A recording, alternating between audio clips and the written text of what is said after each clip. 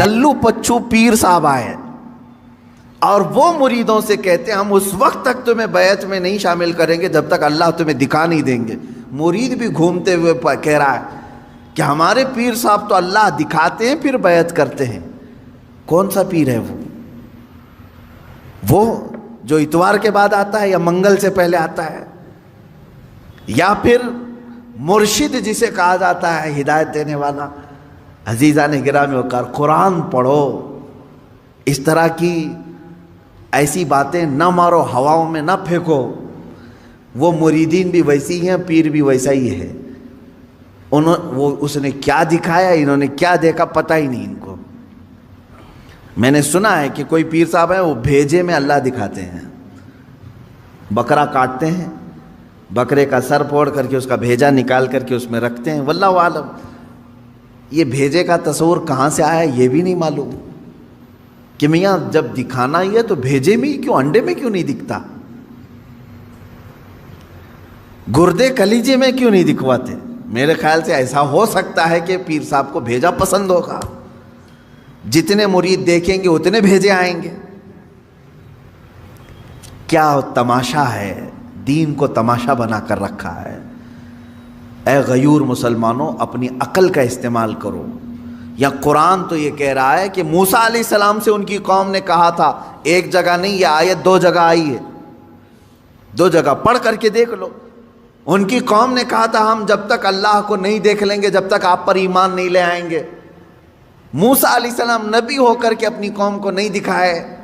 نہیں, اللہ دیکھنے والی چیز ہے ہی نہیں. قرآن کہتا ہے لا تدرکہ الابصار وہو یدرک الابصار, کوئی آنکھ نہیں ہے جو اس کو گھیر میں لے لے.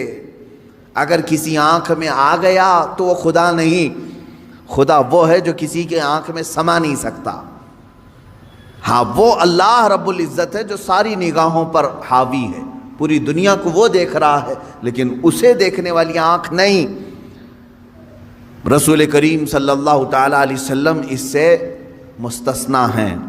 صرف اللہ رب العزت نے میرے نبی صلی اللہ تعالیٰ علیہ وسلم کو اپنا دیدار کرایا. یہ ایکسیپشن ہے, یہ ایکسیپشن ہے.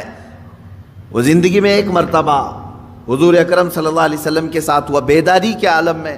لیکن یہاں پر بھی ہم یہی کہیں گے میرے عزیزو, جس وقت اللہ تعالیٰ کو اپنا دیدار کرانا تھا اپنے نبی کو, اس رات خصوصی طاقت ان کی آنکھوں میں ڈالی تب دیدار کرایا ہے. خصوصی طاقت و قوت دی تب دیدار کرایا. ورنہ تو بہت سارے صحابہ بھی اختلاف کرتے ہیں اس بات پر. صحابہ کی 2 جماعتیں. بعض صحابہ کا تو یہ کہنا ہے کہ نہیں, رسول کریم صلی اللہ تعالیٰ علیہ وسلم نے اپنی آنکھوں سے نہیں دیکھا, دل کی آنکھوں سے دیکھا, یہ ماتھے کی آنکھوں سے نہیں دیکھا, اس لیے کہ قرآن کہتا ہے کوئی آنکھوں سے دیکھ ہی نہیں سکتی. اس میں حضرت عائشہ صدیقہ بھی ہیں, حضرت عائشہ صدیقہ بھی فرماتی ہیں. لیکن حضرت انس رضی اللہ تعالیٰ عنہ جو صحابی رسول ہیں, انہی کے مسلک پر ہم بھی ہیں. سب صحابہ اپنی جگہ پر حق پر ہیں, ہم ان کے مخالفین میں سے نہیں ہیں, لیکن انہوں نے اپنا اجتہاد کیا. حضرت عائشہ صدیقہ نے کہا کہ نہیں, قرآن کے حساب سے تو ممکن نہیں لگتا کہ کوئی دیکھ سکے, حتیٰ کہ حضور صلی اللہ علیہ وسلم بھی. لیکن حضرت انس نے فرمایا کہ میں نے خود رسول پاک صلی اللہ علیہ وسلم سے سنا ہے, اللہ کے نبی صلی اللہ علیہ وسلم نے فرمایا میں نے اپنی ان آنکھوں سے اللہ کا دیدار کیا ہے. تو ایک صحابی کی روایت یہ بھی ہے. تو یہاں سنی ہوئی بات ہے حضور سے, اس لیے ہم اس کو زیادہ قبول کرتے ہیں. اور وہاں حضرت عائشہ کا اپنا اجتہاد ہے, حضور سے نہیں سنا انہوں نے. قرآن کو پڑھ کر کے وہ کہتی ہیں قرآن کے حساب سے تو نہیں لگتا کہ آنکھوں سے دیکھا جا سکتا ہے. حضور جو معراج میں گئے تھے اس وقت تو حضرت عائشہ کی شادی بھی نہیں ہوئی تھی. حضور صلی اللہ تعالیٰ علیہ وسلم جب معراج میں گئے تھے, حضرت عائشہ رضی اللہ تعالیٰ عنہ اس وقت تھی ہی نہیں. تو یہ تو روایات جو اس وقت موجود تھے ان کی لی جائے گی. بہرحال میں یہاں بات یہ کر رہا تھا کہ قرآن میں اللہ تعالیٰ نے فرمایا کہ موسیٰ علیہ السلام سے تو اس سے بڑا سوال کر چکے. اے نبی آپ سے یہ پوچھ رہے ہیں کہ ہمیں آسمان سے کوئی کتاب اتار کر کے دکھاؤ, سامنے سامنے دکھے گی تو ہم ایمان لائیں گے. تو اللہ نے فرمایا اس سے بڑا سوال یہ موسیٰ علیہ السلام سے کر چکے کہ ہمیں اللہ دکھاؤ تب ایمان لائیں گے. ان لوگوں کا ایک ہی علاج ہے, ان کے دل کے اطمینان کے لیے کوئی چیز نہیں کی جائے گی. ان کے لیے یہ روز ایک ایک چیزوں کا مطالبہ کریں گے. اب مثال کے طور پر اگر ہم یہ کہیں کرامت حق ہے, مانتے ہیں کہ نہیں؟ کرامت حق ہے, میں بیان کر رہا ہوں, تو میرے ہی پیچھے پڑ گئے ابھی کر کے دکھا دو, ابھی کر کے دکھا دو. اچھا کیا کر کے دکھائیں؟ تو کہیں گے مٹی میں سے تم سونا نکال کے دکھا دو. ہاں میاں تم کو جو چاہیے وہی کرامت بھی تم کو چاہیے, سننا نکال کے دکھائیں. میرے عزیزو اس طرح کے مطالبے یہودیوں اور عیسائیوں کے ہوا کرتے تھے. اب مسلمانوں کا سب سے بہترین عقیدہ کیا ہے؟ الحمدللہ میں آپ کو بتاتا ہوں. تمہاری تعریف میں اللہ نے کیا فرمایا. یہ واحد قوم ایسی ہے میرے نبی کی کہ جب میرے نبی نے کہا اللہ ہے تو انہوں نے مان لیا. جب میرے نبی نے کہا یہ قرآن ہے تو اس کی ہر آیت پر ایمان لے آئے. کبھی بھی امت نے یہ نہیں پوچھا کہ اے رسول ہمیں اترتی ہوئی تو نہیں دکھ رہی, آپ کہہ رہے ہیں کیسے مانیں. نہیں, مسلمان قوم وہ ہے جنہوں نے کہا میرے نبی نے کہہ دیا تو ہو گیا. حتیٰ کہ حضور نے آ کر کے کہہ دیا کل کی رات میں سفر پر تھا, صحابہ نے ایمان قبول کر لیا, آمنا و صدقنا. اسی لیے قرآن جو شروع ہوتا ہے سورہ بقرہ میں آپ پڑھیں گے, شروع کی آیتوں میں اللہ نے تعریف میں فرمایا ھدی للمتقین الذین یؤمنون بالغیب. اللہ فرماتا ہے یہ کتاب ہم نے اتارا ہی ہے ان لوگوں کے لیے جو غیب پر ایمان رکھتے ہیں. یہ کتاب ہدایت ہے ان لوگوں کے لیے جو غیب پر ایمان رکھتے ہیں. آج تک مجھے بتاؤ, برسوں سے آپ نماز پڑھنے کے لیے آ رہے ہیں, مسجد میں آ رہے ہیں, کبھی آپ نے امام صاحب سے جا کر کے پکڑ کے پوچھا کہ امام صاحب آپ اللہ اکبر کہہ کر کے جھکاتے ہیں سجدے میں, کبھی یہ تو بتاؤ ہے کہاں اللہ, دکھتا کیوں نہیں ہے مسجد میں؟ کبھی پوچھا آپ نے؟ نہیں, یہ مسلمان کی شان ہے. ہر مسلمان کے دل میں اللہ رب العزت کی محبت بسی ہوئی ہے. اسے معلوم ہے ایک ذات ہے, میری دیکھنے کی اوقات نہیں. جب وہ وقت آئے گا مولا حجابات ہٹائے گا اور اپنا دیدار کرائے گا. کیونکہ جنت میں جانے کے بعد مسلمان کو سب سے بڑا انعام کیا دیا جائے گا؟ سیب, انار, انگور, حوریں, غلمان, نہریں. سب سے بڑا انعام مسلمان کے لیے یہ ہوگا کہ اسے سارے حجابات ہٹا کر کے اللہ کا دیدار کرایا جائے گا. اس سے بڑا انعام کچھ ہوگا؟ پوری زندگی جس کے لیے وہ عبادت کرتا رہا وہ رحمان اسے دکھایا جائے گا. بلکہ قرآن کہتا ہے وجوہ یومئذ ناظرہ الی ربہا ناظرہ. اس دن کچھ چہرے ایسے چمک رہے ہوں گے, دمک رہے ہوں گے. یہ سورہ قیامہ کی آیت ہے. کچھ چہرے چمک رہے ہوں گے, دمک رہے ہوں گے. کیوں مولا؟ الی ربہا ناظرہ, اس لیے کہ وہ اپنے رب کے پاس رب کو دیکھ رہے ہوں گے, اس لیے کہ وہ براہ راست اپنے رب کا دیدار کر رہے ہوں گے. ادھر رب کو دیکھ رہے ہوں گے اور چہرے چمک رہے ہوں گے. وہ وقت آئے گا جب تمہیں دیدار کرایا جائے گا. لیکن دنیا میں اس طرح کا مطالبہ کرنا بیجا ہے, نہیں کرنا چاہیے. اللہ رب العزت نے جس چیز کو منع کر دیا اس چیز کا سوال نہیں ہوگا. کیونکہ موسیٰ علیہ السلام کو جب اللہ نے کہہ دیا لن ترانی, تم مجھے نہیں دیکھ سکتے, تو یہاں کون سا مرید 30 مار کھاں ہے جو موسیٰ علیہ السلام سے اوپر بننے کی کوشش کرتا ہو؟ ان سے بھی بڑا ہے کوئی جو اپنے پیر صاحب سے جا کر کے کہے کہ آپ مجھے اللہ دکھوائیے اس کے بعد بیعت کرتا ہوں. ارے موسیٰ علیہ السلام کو کوئی طور پر نہیں دکھایا اللہ نے, اور تمہیں جھوپڑ پٹی میں دکھائے. یہ گمراہیاں جو ہمارے ہاں گھر کر رہی ہیں اس کا علاج کرنے کی ضرورت ہے. میں اتنا سخت ان لوگوں کے خلاف اس لیے بولتا ہوں میرے عزیزوں, مجھے جہاں تک میرا دل کہتا ہے اس طرح کے جو تصوف کے بہانے سے ہماری جماعتوں میں آئے ہیں ان کا دور دور سے اسلام سے کوئی تعلق نہیں، یہ شیطان ہے جو انسان کے لباس میں ہمارے درمیان آتے ہیں، اس کو پہچانو۔ شیطان پیر کی شکل میں بہت زیادہ آتا ہے، اکثر آتا ہے، کیونکہ گمراہی یہاں سے زیادہ ہو سکتی ہے۔ اسی لیے اعلیٰ حضرت رضی اللہ تعالیٰ عنہ نے شرطیں لکھ کر کے رکھی ہیں کہ کس سے بیعت کرو گے، کس سے نہیں کرو، کیونکہ سب سے زیادہ یہاں گرنے کے چانسز یہاں ہیں۔ یہاں اندھا دھند یقین کیا جاتا ہے، پیر کی بات پر ایسے آنکھ بند کر کے یقین کرنے کا رواج ہے ہمارے درمیان۔ اس لیے شیطان اس چور راستے سے اندر آتا ہے کہ سارے مریدین آمنا صدقنا کہیں گے۔ میرے عزیزو، یہ بات میں اپنے لیے بھی کہتا ہوں، آج اگر مجھ سے بھی کوئی بیعت ہے، میرے ہر اس مرید سے بھی میں یہ کہوں گا اس وقت تک تمہاری بیعت قائم ہے جب تک میں شریعت پر قائم ہوں، جب تک میں شریعت پر قائم ہوں اس وقت تک تمہاری بیعت قائم ہے۔ اگر مجھے شریعت سے ذرا برابر ہٹا دیکھا، میری بیعت توڑ دو، بلکہ خود ٹوٹ جائے گی، خود ٹوٹ جائے گی۔ میں پیر ہی نہیں ہوں، میں پیر ہوں، پیر نہیں کہلاؤں گا، پیر۔ یہ بات اس لیے عرض کر رہا ہوں کہ شریعت کے ترازو میں ہر ایک کو تولو، میں دوسروں کے متعلق نہیں کہہ رہا، مجھے خود تولو۔ جو مجھ سے بیعت ہوا ہے اس مرید سے بھی میں کہوں گا کہ شریعت کے دائرے، یہ نہیں کہ میرے پیر نے کہہ دیا آنکھ بند کر کے، جیسے آج کے لٹھو مرید ہیں کچھ، پیر صاحب نے کہہ دیا نہیں ہونا ہی ہے انہیں، نہیں، پہلے پرکھو اس کو کہ پیر نے اگر حکم دیا ہے تو رسول پاک کی شریعت کے مطابق دیا کہ نہیں دیا۔ مفتی اعظم ہند رضی اللہ تعالیٰ عنہ اپنے ایک مرید کو ٹکٹ لانے کے لیے بھیجے اور وہ ظہر کی نماز قضا کر گیا۔ عصر کے ٹائم پر پہنچا تو سب سے پہلے مرید سے یہ پوچھا کہ ظہر پڑھی تھی کہ نہیں پڑھی تھی، ظہر تھی یا جمعہ کی تھی؟ اس نے کہا لائن میں لگا تھا، چھوڑ کے جاتا تو پھر لائن ٹوٹ جاتی اور ٹکٹ بھی نہیں ملتا، آپ کا چھوٹ گئی۔ تو آپ نے جلال کا اظہار کیا، ٹکٹ پھینک دیا۔ یہ پیر و مرشد ہے۔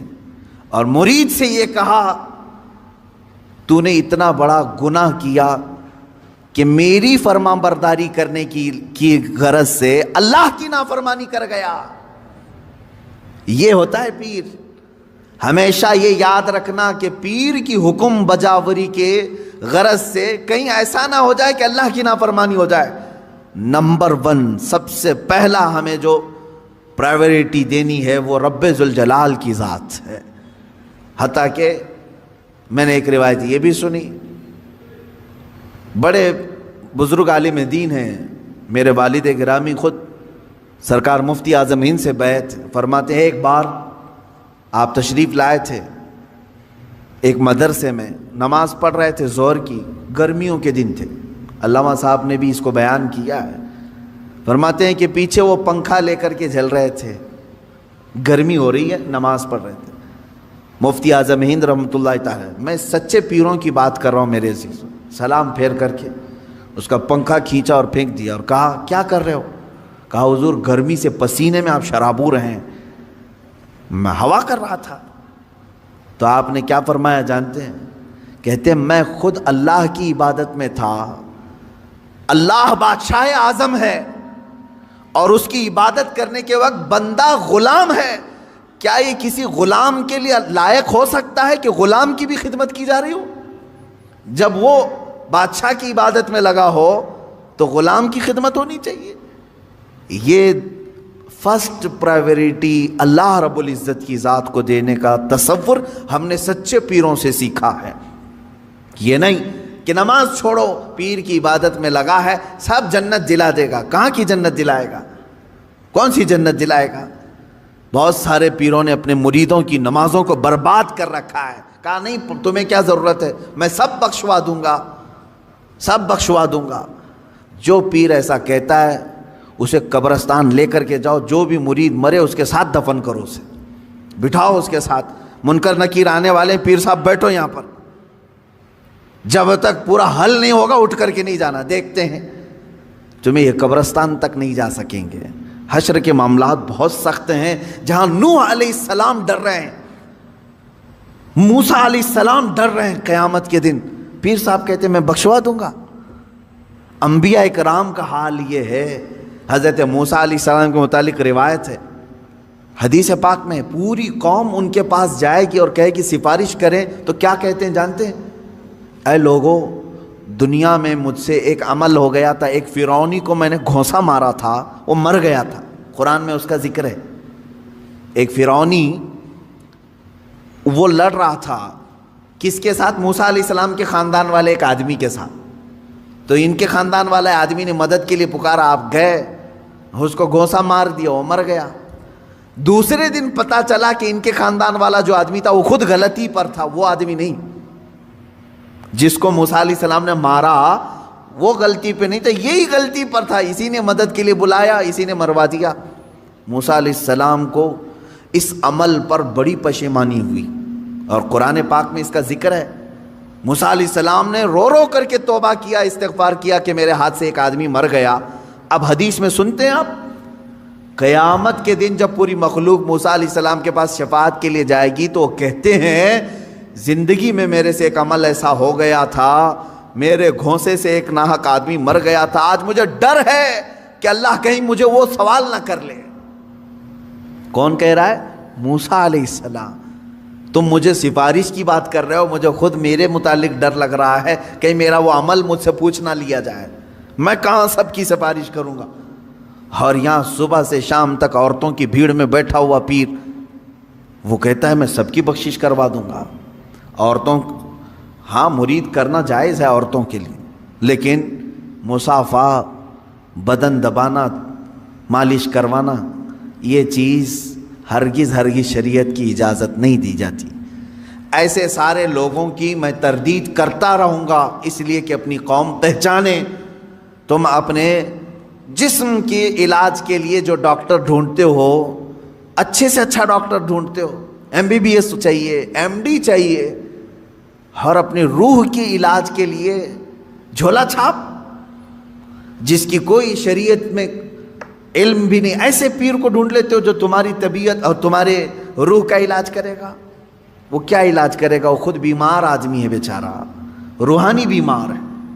ہاں, جو روح کا بادشاہ ہوتا ہے تم اس کو دیکھو گے کہ وہ نمازوں کے لیے دوڑ رہا ہوتا ہے, اپنے مریدین سے کہتا ہے تنبیہ کے ساتھ, کچھ بھی چھوٹے لیکن اللہ کی عبادت تم سے نہ چھوٹے. وہ پیر صحیح ہے جو تمہیں رب تعالیٰ تک جوڑ دے, یہ نہیں کہ تمہیں اپنی دکان تک جوڑ دے. یہاں پر سب آتا رہے, سب تم چلتے رہو, سب ٹینشن فری ہو کر کے جیو. کچھ مرید ایسے بھی ہیں, وہ سوچتے ہیں پیر صاحب کے پاس ہم نذرانہ ہدیہ بھیجتے رہیں گے تو ہمارے لیے دعائیں بھی کرتے رہیں گے, ان کا سایہ بنا رہے گا اور ہمارا سب چلتا رہے گا, کچھ بھی بلا نہیں آئے گی, مصیبت نہیں آئے گی. یہ سب جاہلوں کے پیدا کیے ہوئے معاملات ہیں میرے عزیزوں, جاہلوں کے ہیں. صحابہ کرام سے بڑھ کر کے مرید کون تھا؟ میرے آقا صلی اللہ علیہ وسلم سے بڑھ کر کے پیر کون تھا؟ اس کے باوجود رسول کریم صلی اللہ تعالیٰ علیہ وسلم سے صحابہ کرام کے اتنے گہرے تعلق کے باوجود مجھے بتائیں کبھی کسی صحابی کو حضور نے کہا ہو چھوڑ دو نمازیں, میں ہوں نا؟ کسی سے کہا ہو؟ عام صحابہ کی تو بات تو چھوڑیں, حضور نے خود سیدہ کائنات فاطمہ الزہرا رضی اللہ تعالیٰ عنہ سے کہتے ہیں, اے فاطمہ, کیا کہتے ہیں, اعملی لا اغنی عنکی شیئا, تو اپنے عمل میں پوری ہو, سارے عمل پوری کرتے رہنا, یہ مت سوچ کر کے بیٹھنا کہ میں تیرے لیے سب کچھ کر دوں گا, میں تیرے لیے سب کچھ کر دوں گا, یہ سوچ کر کے عمل سے دور نہیں ہونا. حضرت فاطمہ کو جب حضور یہ کہہ رہے ہیں تو کون سا پیر ہے جو اپنے مریدوں کو نماز کی چھٹی دے رہا ہے؟ آؤ سب قوالی میں بیٹھو, نماز معاف ہو جائے گی.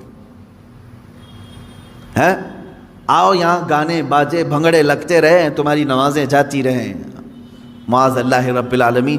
ان شیاطین الانس کو سمجھیں جو انسانوں کے شیطان ہیں, انسانوں میں سے آئے ہوئے شیطان ہیں جو در حقیقت اس راستے سے اللہ سے بندوں کو دور کر رہے ہیں.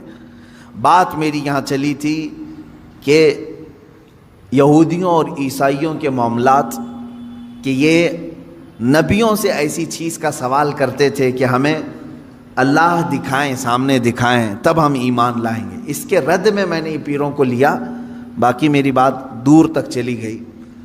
ایسا مطالبہ کبھی اپنے پیر سے بھی نہ کرو، کیونکہ یہ جائز نہیں ہے، یہ جائز نہیں ہے۔ آپ کبھی یہ مطالبہ نہ کرو اپنے پیر سے کہ ہمیں ابھی جنت دکھاؤ کیسے دکھ رہی ہے، دوزخ دکھاؤ کیسے دکھ رہی ہے، تب میں آپ کا مرید ہوتا ہوں۔ ان کے بس اور اختیار میں یہ سب چیزیں نہیں دی گئی ہیں۔ موسیٰ علیہ السلام کو اللہ تعالیٰ نے یہ چیز نہیں دی تو پھر کسی اور پیر کو کیوں دے گا؟ یہ تمام چیزوں کا مطالبہ نہیں ہونا چاہیے۔ اس کا سیدھا سا جواب ہے، اگر ہمارے پاس کوئی آتا ہے تو ہمارے ایک بزرگ عالم دین ہیں، انہوں نے بیان کیا تھا، ایک صاحب آئے اور علاج کے لیے مولوی صاحب یا عامل صاحب یا یہی پیر صاحب، چندہ چھاپ پیر صاحب، ان کے پاس آئے اور کہا کہ حضرت فلاں فلاں چیز ہے، علاج ہونی چاہیے، آپ بتائیں کیا خرچہ آتا ہے؟ تو بہت سارے لوگ یہ عرسوں کے یا بزرگوں کے ناموں کی عدد کے اعتبار سے بہت زیادہ خیال کرتے ہیں، جیسے 11ویں کے 11 روپے رکھ دو، 12ویں کے 12 روپے رکھ دو یا 1200 رکھ دو۔ یہ بزرگوں کے عرسوں کے دن وغیرہ کو لے کر کے یا ان کی تعداد کو لے کر کے تھوڑا سا بہت سارے عوام میں رواج ہے۔ پیر صاحب نے اس کو کیا کہا کہ تیرا علاج ہو جائے گا، 1,24,000 نبیوں کے نام کے حساب سے نذرانہ رکھ، 1,24,000 نبیوں کے نام پر نذرانہ رکھ، تیرا علاج ہو جائے گا، ڈرنے کی ضرورت نہیں۔ اگر تمہارے ساتھ بھی ایسا ہو اتنا بڑا نذرانہ، تو پیر بھی جو ہے ڈیجیٹل پیر ہے، مرید ہے اس زمانے کا۔ تو اس نے کہا بالکل حضور، آپ ایک ایک نبی کا نام پڑھتے جائیں، میں 1-1 روپے ڈالتا جاؤں گا۔ کہاں سے پڑھیں گے پیر صاحب؟ کیونکہ نہ قرآن میں ان کے پورے نام آئے ہیں، نہ حدیث میں پورے نام آئے ہیں۔ صرف حضور نے بتایا ہے کہ 1,24,000 نبی آئے تھے، تو پیر صاحب نے کہہ دیا 1,24,000 نبیوں کے نام پر نذرانہ رکھ دے، 1,24,000 روپے تیرا علاج ہو جائے گا۔ مرید نے بھی کہا کہ حضور ٹھیک ہے، 1-1 نبی کا آپ نام بولتے جائیں، میں ڈالتے جاؤں۔ زیادہ سے زیادہ وہ پیر صاحب 12 یا 13 نبیوں تک پہنچ سکے، اتنے نام یاد تھے، 12 روپے ملے اور کیا ملیں گے؟ عزیزان گرامی وقار، اس طرح کے مطالبے بھی کسی پیر سے نہ ہوں، اور اس طرح کے سوالات جو یہودی کرتے تھے۔ حضور صلی اللہ علیہ وسلم سے آ کر کے کیا کہا؟ کتاب اترنا چاہیے ہمارے سامنے تب ہم ایمان لائیں گے۔ موسیٰ علیہ السلام کی قوم جا کر کہہ رہی اللہ دکھنا چاہیے ہمیں تب ہم ایمان لائیں گے۔ تم اس طرح کے مطالبے ہرگز نہ کرو، جو ان کے بس میں نہیں ہے ایسی چیز نہ پوچھو۔ اللہ تبارک و تعالیٰ نے آپ کو خیر امت بنایا، یہ سب سے بڑی تمہاری فضیلت ہے کہ آج تک آپ نے کبھی کسی سے مطالبہ نہیں کیا میں مسجد اسی وقت جاؤں گا جب مسجد کے محراب میں مجھے اللہ دکھے گا۔ کبھی ہم نے مطالبہ نہیں کیا، بلکہ ہم بغیر دیکھے ایمان بھی لاتے ہیں اور سجدے میں بھی جاتے ہیں۔ ہم نے قرآن کو اترتے ہوئے دیکھا ہے کسی نے؟ آسمان سے آ رہا ہے، جبرائیل لا رہے ہیں، کسی نے دیکھا؟ نہیں۔ لیکن آج تک اس امت نے کبھی سوال نہیں کیا اپنے نبی سے کہ اترتی ہوئی دکھے ہمیں آیتیں تب ایمان لائیں گے۔ نہیں، اے رسول پاک آپ کی زبان سے نکلے یہی ہمارے لیے ایمان ہے۔ حضور اکرم نے فرما دیا یہ اللہ کی طرف سے ہے، یہی ہمارے لیے کافی ہے۔ اسی طرح عقیدہ یہی رکھو کہ بہت ساری ایسی چیزیں جو ناممکن ہیں ان کا سوال جائز نہیں ہے۔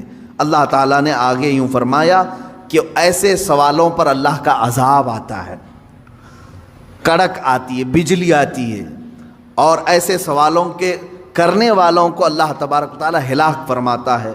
آگے کی آیتیں یہ ہے، اللہ فرماتا ہے ثم اتخذوا العجل من بعد ما جاءتهم البینات، پھر ان لوگوں نے بچھڑے کو ایسا بنا لیا۔ یہ یہودیوں کے متعلق یہ ہے کہ موسیٰ علیہ السلام کی قوم جو ہے گمراہ ہو گئی تھی، اس پر میں گفتگو کروں گا کل انشاءاللہ، کہ یہ بچھڑے کو اپنا معبود بنا کر کے اس کی پوجا میں ایسے لگ گئے جبکہ ان کے پاس روشن دلیلیں آ چکی تھی کہ اللہ ہے۔ آسمان اتار کر کے نیچے تک دکھا دیا اللہ نے، پھر بھی بچھڑے کے پیچھے لگ گئے، یعنی ان کے سروں تک آسمان آ گیا تھا. یہ ایسی بات نہ سمجھے آپ چھت خالی تڑکے تو آپ بھاگ جائیں گے, آسمان نیچے آ جائے تو کیا کرو گے, کہاں جاؤ گے؟ آسمان ہی نیچے سروں تک آ گیا تھا. اتنی بڑی نشانی اللہ نے دکھا دیا, اللہ ہے, پوری طاقت ہے. اور جب آسمان پھر چلا گیا ان کی توبہ کے بعد, پھر بچڑے کی پوجا میں لگ گئے. اللہ فرماتا ہے اتنی بڑی نشانی دیکھنے کے بعد بھی یہ قوم گمراہ ہو رہی ہے. آج میں یہی کہوں گا کہ اللہ رب العزت کی آج بھی نشانیاں موجود ہیں, اور اس کے باوجود آج بھی بچڑے بچڑیوں کے پیچھے لوگ پڑے ہوئے ہیں. اللہ انہیں بھی ہدایت عطا فرمائے. وآخر دعوانا ان الحمد للہ رب العالمین.